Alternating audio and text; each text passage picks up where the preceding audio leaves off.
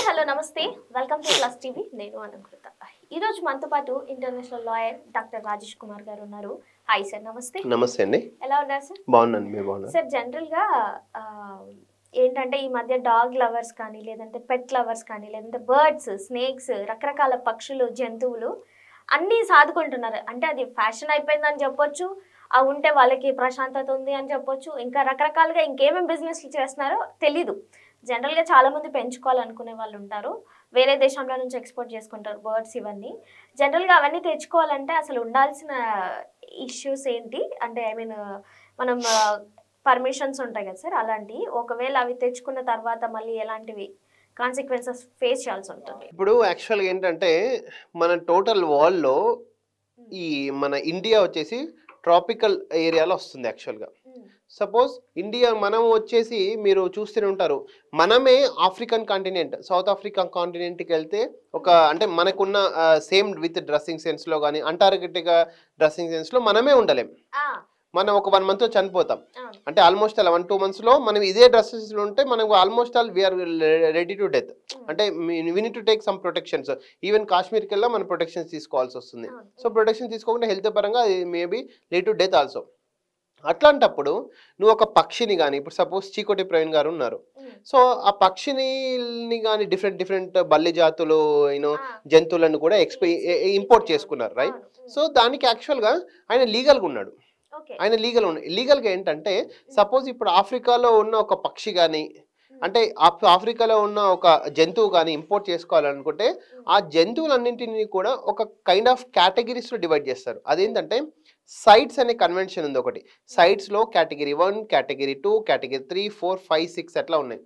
ఆ కేటగిరీస్ ఎట్లా ఉంటుంది అంటే సపోజ్ ఇప్పుడు మామూలుగా ఎండేంజర్డ్ అంటే ఏంటిది, అంతరించిపోతున్నాయి. క్రిటికల్లీ ఎండేంజర్డ్ అంటే ఇంకా తీవ్రతంగా ఉంది. ఎక్స్టెంట్ ఇంకా ఆల్రెడీ అంతరించిపోయిన ఎక్కడో ఒకటి తిరుగుతుంటాయి. సో అట్లా ఇప్పుడు మనకు రాబందులు ఉన్నాయి పైన, ఇదేంటిది రాబందులు మనం ఇంతకుముందు చిన్న ఉన్నప్పుడు చాలా చూస్తుంటాం, ఇప్పుడు ఎక్కడ చూడు. So those are category under critically endangered పక్షులు అనమాట. సో ఇప్పుడు మన రాబందుని తీసుకుపోయి మన ఆఫ్రికాలో ఇంట్రడ్యూస్ చేసుకోవచ్చు. బట్ ఆఫ్రికాలో ఇంట్రడ్యూస్ చేసినప్పుడు రాబందు బతుకుతుందా అనేది ఒక క్వశ్చన్. ఒకవేళ బతికి సస్టైన్ అయితే అక్కడున్న పక్షి జాతులకు ఏమైనా ఆటంకం కలుగుతుందని ఇంకో క్వశ్చన్.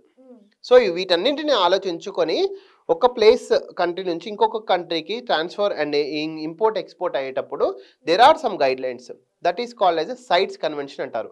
సైట్స్ అంటే కన్వెన్షన్ ఫర్ ఎండేంజర్డ్ స్పీసీస్. ఇవన్నీ కూడా CITES, trade and extent.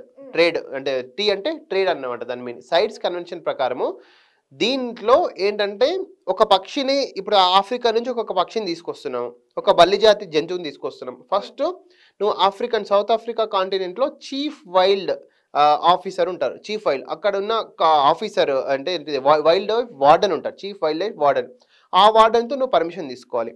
Plus నువ్వు ఇండియాలో ఏ స్టేట్కి తెస్తున్నావు, సపోజ్ తెలంగాణ స్టేట్కి తెస్తున్నావు, తెలంగాణలో కూడా చీఫ్ వైల్డ్ వార్డెన్ అంటే టోటల్ స్టేట్కి ఒక వైల్డ్ వార్డెన్ ఉంటారు, అక్కడ పర్మిషన్ తీసుకోవాలి. ఈ రెండింటికి కాక యూరోప్లో ఉన్న CITES convention rules and regulations కూడా అక్కడ ఎన్ఓసి తీసుకోవాలి, నో అబ్జెక్షన్ సర్టిఫికేట్. ఎస్, ఒక పక్షికి ఒక జంతువుకి కూడా డైరెక్ట్ నువ్వు ఆఫ్రికాలో ఇప్పుడు అవునండి, అవును అలంకృత, ఇప్పుడు సౌత్ ఆఫ్రికాలో ఒక పిల్లి ఉంది, ఆ పిల్లిని ఇక్కడ తీసుకోవాలంటే మళ్ళీ ఎయిర్పోర్ట్లో ఎట్లా అలో చేస్తారు ఆ పిల్లుల్ని? ట్రాన్స్పోర్ట్ చేయడానికి కొంతమంది ఉంటారు. నో దాని అన్నింటికి కూడా ప్రతి ఒక్క రూల్స్ అండ్ రెగ్యులేషన్స్ ఉంటాయి. ఒకవేళ నువ్వు ఇప్పుడు సపోజ్ గోల్డ్ ఉంది కదా, దుబాయ్ నుంచి గోల్డ్ తీసుకొచ్చేటప్పుడు నువ్వు ఏ ఫామ్ లో తీసుకొచ్చినా దొరికిపోతావు. అంటే బిస్కెట్లు అయితే అసలే not allowed, only ornaments allowed. కాబట్టి there are some rules and regulations. ఇప్పుడు నువ్వు ఇండియా దాటి 3 వేస్లు ఉంటాయి దాటడానికి: ఎయిర్, వాటర్ అండ్ నావీ. ఎయిర్పోర్ట్లో ఇమిగ్రేషన్ అండ్ ఇమిగ్రేషన్ అథారిటీ ఉంటుంది, నావీలో ఉంటుంది, వాటర్లో డెఫినెట్గా ఇక్కడ ల్యాండ్ అంటే త్రూ పాకిస్తాన్, త్రూ మయన్మార్ ఇక్కడ ఉంటుంది. సో అక్కడ కూడా నీకు వీసా బార్డర్ చెక్ పోస్ట్ ఉంటుంది కదా. సో నువ్వు అట్లాంటప్పుడు ఒక జంతువుని ఇక్కడ తెచ్చుకోలేవు. ఇక్కడ ఏంటంటే గవర్నమెంట్ కూడా చాలా అబ్జర్వ్ చేస్తుంది. నువ్వు అక్కడ నుంచి ఒక పక్షిని ఇక్కడ తెస్తే అది బతకగలుగుతా లేదా ఫస్ట్ చెక్ చేసుకుంటుంది. అదొకటి, దానివల్ల ఏమైనా డిసీజెస్ స్ప్రెడ్ అయితే అదే అంటున్నా. దట్స్ వై ఇన్ని కన్వెన్షన్స్ ఉంటాయి. ఇప్పుడు చీకోటి ప్రవీణ్ గారు అన్ని తెచ్చుకున్నారంటే ఇవన్నీ రూల్స్ సాటిస్ఫాక్షన్ అయితే తెచ్చుకుంటారు. ఇప్పుడు గాట్ ఇన్ మై పాయింట్. అది ఎందుకంటే అవి మనకు తెచ్చుకున్నంత ఏదో మనం టైం పాస్ కాదు. సపోజ్ అది తెచ్చి రేపు పొద్దున్న అన్నీ కిల్ చేయొచ్చు, తెచ్చుకున్నోని కిల్ చేయొచ్చు, ఇంట్లో నైబర్స్ని కిల్ చేయొచ్చు, అదేంటిది ఇంటోళ్ళకి చంపవచ్చు యాక్చువల్గా. సో ఇవన్నీ ఇష్యూస్ ఉంటాయి కాబట్టి ఈ 3 ఫార్ములాస్ ఎక్కడి నుంచి అయితే నువ్వు ఎక్స్పోర్ట్ అవుతుందో, ఎక్కడికి ఇంపోర్ట్ అవుతుందో, ప్లస్ రెండింటికి అనుసంధానంగా sites convention rules and regulations కూడా పాటించాల్సి ఉంటుంది యాక్చువల్గా. Okay sir. ఒకవేళ ఇప్పుడు అక్కడ నుంచి తెచ్చుకుంటున్నాం కాబట్టి అక్కడ నుంచి ఇక్కడికి ఎక్స్పోర్ట్ అయినవే వేరే వాళ్ళ దగ్గర నుంచి మనం తీసుకున్నాం అనుకోండి, అవి మనము అది ఇంకా బిజినెస్ అవుతుంది మళ్ళీ.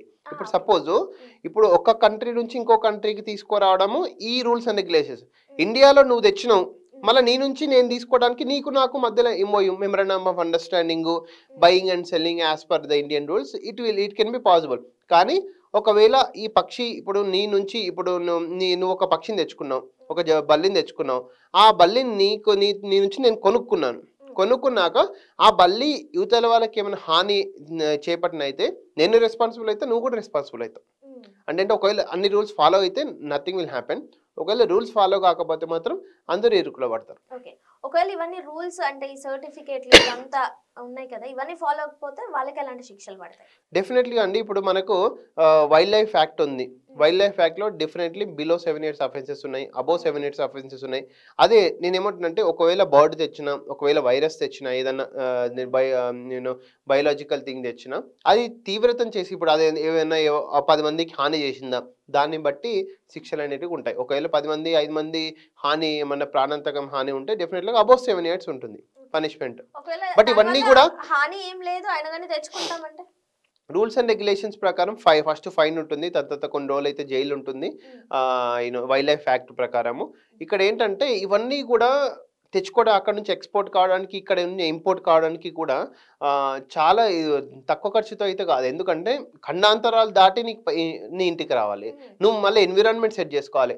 నువ్వు ఒక పక్షిని ఒక 10 లక్షలు పెట్టి కొంటున్నావు అంటే దానికి ఈ ఖర్చులన్నీ కూడా మినిమం ఇంకా దాని ఎక్కువ, ఒక పక్షి కన్నా కాస్ట్ ఎక్కువ ఉంటుంది రూల్స్ అండ్ రెగ్యులేషన్స్ ఫాలో కావడానికి. సో మొత్తానికి అయితే ఇవన్నీ పాటించాలన్నమాట. 100%. అంటే చాలా మందికి తెలియదు. అదే నాకు చాలా మంది చేశారు యాక్చువల్ గా. చికోటి ప్రవీణ్ లాగా మేము కూడా ఒక బర్డ్ని ఇంపోర్ట్ చేసుకోవాలి. ఒక అదేంటిది ఇప్పుడు చాలా మంది డాగ్ లవర్స్, క్యాట్ లవర్స్ ఉన్నారు. వాళ్ళు ఇంకో కొంచెం ఎక్స్ట్రీమ్ గా ఈ లోన్లీనెస్ ఎక్కువ అయిపోద్దికి ఎనిమల్స్ తో ఇంటరాక్షన్ పెరుగుతుంది కాబట్టి సో మేము ఇంపోర్ట్ చేసుకోవాలి, మాకు రూల్స్ అండ్ రెగ్యులేషన్స్ చెప్పండి, మాకు ఇంప్లిమెంట్ చేయండి అని చాలా కాల్స్ వస్తుంటాయి. సో వాళ్ళకి చెప్తాం, నీకు అక్కడ పర్మిషన్ తీసుకోవాలి, ఇక్కడ పర్మిషన్ తీసుకోవాలి, మధ్యలో సైట్స్ అనే కన్వెన్షన్ రూల్స్ అండ్ రెగ్యులేషన్స్ కూడా ఫాలో ఎన్ఓసి తీసుకోవాలని చెప్తాం. ఓకే, సో అంటే ఇది బాగా అంటే ఖర్చుతో అంటే మాక్సిమం మినిమం ఎంత? అది డిపెండ్స్ అపాన్ కంట్రీ అండి. ఇప్పుడు ఆ కంట్రీకి మళ్ళీ ఇండియాకి ఉన్న దౌత్య సంబంధాలు అంటే డిప్లొమాటిక్ రిలేషన్స్ బట్టి మనం ఏమన్నా సపోజ్ ఆఫ్రికా కాంటినెంట్ యొక్క పులులను మనం ఫ్రీగా అంటే పులులను తెచ్చుకుంటే మళ్ళీ తీసుకోవచ్చు, అది గవర్నమెంట్కి. ఇప్పుడు పులిని నేను పెంచుకుంటా అంటే ఇయ్యడు, అంతే కదా. ఒక బాడీ అయితే మనకి ఇస్తారు, కానీ అదే ఎవరి నుంచి ఎవరికి వెళ్తుంది, మళ్ళీ దాని తర్వాత దాని ప్రొటెక్షన్ ఎన్విరాన్మెంట్ ఒక 5 years వరకు దాని లైఫ్ స్పాన్ అంతా నీ దగ్గర కేపబిలిటీ ఉందా, కెపాసిటీ ఉందా అని అవన్నీ చెక్ చేసుకోవడానికి యాక్చువల్గా. సో గవర్నమెంట్ అయితే పుల్ని మేనేజ్ చేయొచ్చు, tiger sanctuary, wild life sanctuary ఇవన్నీ కూడా పెట్టుకొని మనకు యాక్సెస్ ఇవ్వరు. సో కొందరు తెచ్చుకుంటారు, పుల్లలను కూడా తెచ్చుకునే capacity rules and regulations. Government కూడా, ఇండియన్ గవర్నమెంట్ కూడా చాలా కొన్ని లక్షల ఫీజులు కట్టాల్సి ఉంటుంది కొన్ని విషయాల్లో. అదే పులుల్ని సింహాలని పెంచుకోవాలి అనుకుంటే ఇప్పుడు సర్కస్లో ఉంటుంది, ఆ రూల్స్. ఇండియన్ పుల్లులు వేరు, మళ్ళీ నువ్వు ఫారెన్ ఏలుగులు తెచ్చుకోవాలనుకుంటే rules will be different again. Okay sir, ఇంకొకటి కూడా విన్నాను, కొన్ని జంతువుల్ని తింటే కేసు అయిద్దని కూడా చూస్తుంటాం కదా. అది డెఫినెట్లీ అది ఇప్పుడు మనకు వైల్డ్ లైఫ్ యాక్ట్ ప్రకారము ప్లస్ మన ఇండియన్ కాన్స్టిట్యూషన్ ప్రకారము నెమలిని కిల్ చేసిన ప్లస్ జింకని కిల్ చేసిన డెఫినెట్గా అవి అబోవ్ 7 years అఫెన్సెస్ అండి. ఇప్పుడు already some Bollywood actor also under government jail actually in this regard. Okay, so ప్రతిదానికి మనకి ఉంది. ఎస్ అండి, నేను ఏమంటున్నంటే ఇప్పుడు నువ్వు ప్రతి ఒక్కదాన్ని కూడా తినలేవు. ఇప్పుడు మనకు మామూలుగా కోడిని, మటన్ని ఇప్పుడు అది అమ్ముతున్నారు అంటే అది జనరల్గా ఇప్పుడు దాంట్లో కొన్ని ప్రోటీన్స్ గవర్నమెంట్ ఎంకరేజ్ చేస్తుంది, అని ఫిష్ ఇవన్నీ కూడా గవర్నమెంట్ ఎంకరేజ్ చేస్తుంది. నువ్వేదో పంది కూర అంటే కూడా ఇప్పటికి కూడా బయట ఎంకరేజ్ చేస్తున్నావు కొందరు. లాస్ట్ మ్యాక్సిమం ఈ 5 మనం ఎక్కువ ఏంటి మామూలుగా చికెను, మటను, పంది కూర ప్లస్ బీఫ్ ఈ ఇంకో అన్నట్టు ఎక్స్ట్రా కుందేలు ఇవన్నీ ఊర్లలో పోతే అడవి పంది ఇవన్నీ ఉంటాయి కదా. సో వాటి వరకే మనము జనరలిస్ట్ అయినాం. నువ్వు ఏదైనా ఎక్స్ట్రీమ్గా అయిపోతే డెఫినెట్గా ఆ యొక్క బయాలజికల్ పార్ట్ నీ బాడీలోకి వెళ్ళి ఏది అయినా క్రియేట్ చేస్తుందో అనేది సైంటిఫిక్గా ప్రూవ్ అయితే తప్ప మనం we cannot take it. Okay. ఒకవేళ మనము ఇప్పుడు మనకు పెట్స్ అంటే కూడా మనకు మామూలుగా డాగ్స్, క్యాట్స్, అదేంటిది ఈ 2 వరకే మనం చూస్తున్నాం. హెన్స్ ఇవన్నీ 3-4 కేటగిరీ. నేను పామును పెంచుకుంటా, అదేంటిది నేను ఇంకా ఒక బలిని పెంచుకుంటా అనేటప్పుడు కూడా యాక్చువల్గా యూనిట్ టేక్ పర్మిషన్. ఎందుకంటే సైట్స్ అగైన్ మళ్ళీ సేమ్ వైల్డ్ లైఫ్ యాక్ట్ ప్రకారము మనకి ఏ కేటగిరీలో ఉంది, సైట్ కేటగిరీలో 1, 2, 3, 4, 5 ఉందా, ఇవన్నీ ఈ డాగ్ అదేంటిది క్యాట్ కానీ ఇవన్నీ కూడా సైట్స్ 1 కేటగిరీలో ఉన్నవి. సో నువ్వు కేటగిరీ ఎక్కువ అవుతుంది, నువ్వు ఒక నక్కను పెంచుకుంటా, తోడలు పెంచుకుంటా అంటే గవర్నమెంట్ కూడా ఇప్పుడు మామూలుగా ఇప్పుడు కుక్కలు పెంచుకుంటేనే అపార్ట్మెంట్ వాస్తులు వచ్చేసి ఇబ్బంది పెడుతున్నారు. నువ్వు అట్లాంటప్పుడు నువ్వు నక్కను తెచ్చుకుంటా, తోడలు తెచ్చుకుంటా అంటే వాళ్ళు ఉండాలన్నా పోవాలా? ఇవన్నీ రూల్స్ అండ్ రెగ్యులేషన్స్ ఉంటాయి. అంటే మన జాతికి, మన ఇండియన్ జాతికి తెచ్చిన కుక్కనే, మన ఇండియన్ జాతికి తెచ్చిన సమ్ పిల్లే మన అపార్ట్మెంట్ వాసులు ఇబ్బంది పెడుతుందంటే నువ్వు ఎక్కడో ఆఫ్రికన్ కాంటినెంట్లో ఉన్న ఒక తోడని తెచ్చుకొని బలిని తెచ్చుకుని అంటే ఉండాలి కదా.